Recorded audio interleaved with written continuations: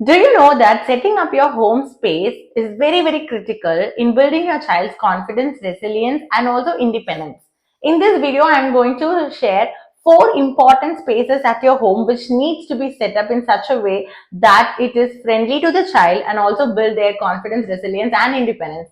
Hey, I'm Dr. Nalini. I'm a whole brain acceleration coach and a parenting coach. Come, let's get started.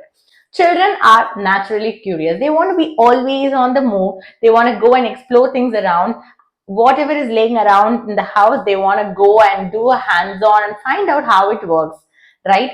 So parents, what we do is that immediately after the child is born, we baby-proof the whole house.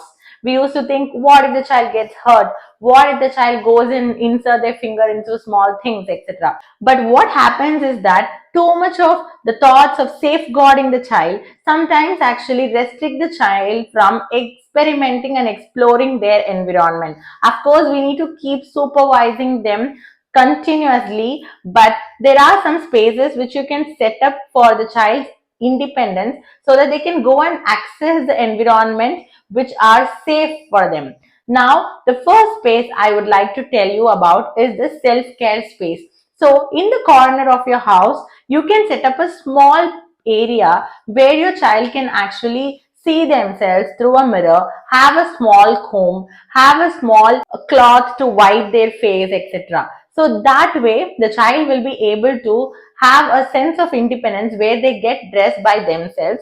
It is not just limited to the dressing up place, but also the brushing space, the bathing space also can be set up in such a way that the child is able to access the area with ease and independence. So while you are providing them that space, make sure that you are having the materials which are safe for the child, and of course keep supervising them, especially if they are too young. These things can be done even from the child's first year, where the child starts to stand and starts to walk. They will be able to go and access their small comb, and they can try to comb themselves. They can look at them in the mirror, and all of those things also contributes to their brain development. Seeing themselves in the mirror is actually one of the brain development that happens during the infancy. You can also set up a dress up space for the child where the child is able to access their clothes independently. So it doesn't have to be a separate cupboard or something, but in your own cupboard you can make the last drawer or the last area of the cupboard to be the child's wardrobe. So you can just place few clothes at a time there for the child to select their everyday dresses. If you pile up a lot of clothes there, the child will get more overwhelmed and the child wouldn't be able to, select things, but they will just play with it. Instead, what I would suggest is you can have just 2 to 3 t-shirts, 2 to 3 pants in that particular space where the child can actually look through it and select what they want to wear.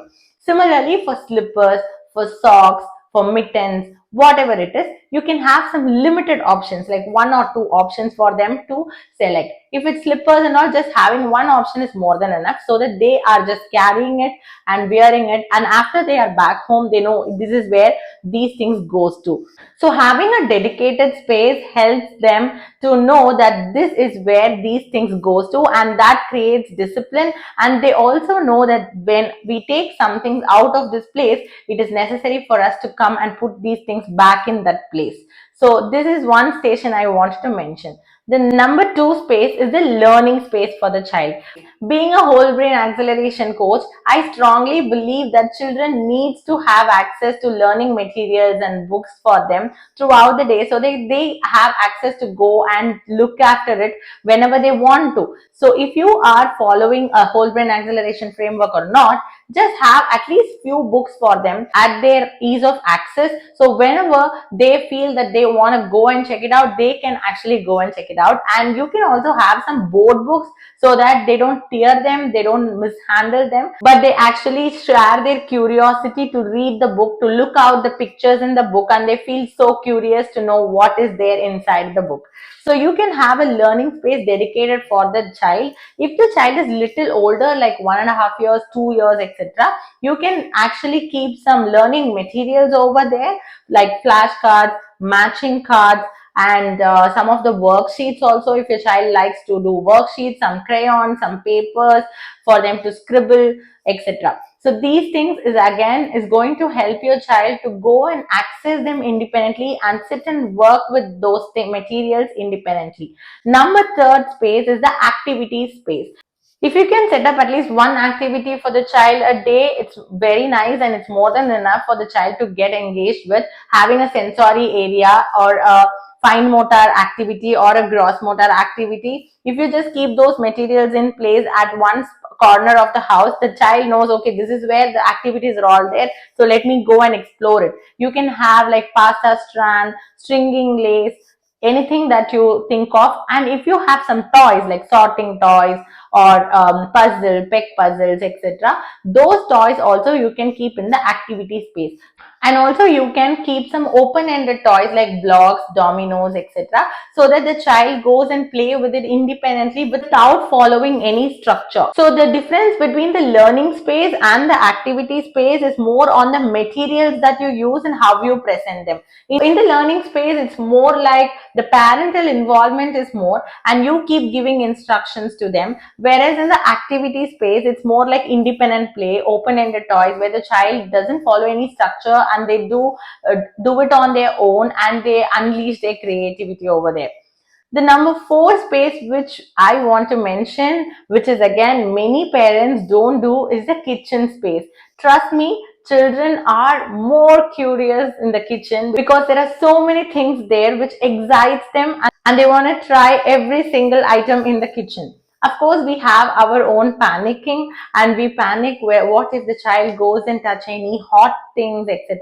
So what we do as parents, we completely restrict them from entering into the kitchen itself. What I would suggest is you can give them some safe objects from the kitchen to explore so that they get to know this is how it is being used. And many of our Indian kitchen items especially are more helpful in working on their fine motor skills. Even a small activity like transferring water from one cup to the other is going to help them a lot in their brain development. So give them the safe opportunities to come and explore. If you can give them some onions, carrots, all of those vegetables, hands-on feeling where they sort the vegetables, where they put all those vegetables in their respective baskets, where they do some artwork with the lady's finger cutouts, the onion cutouts, etc.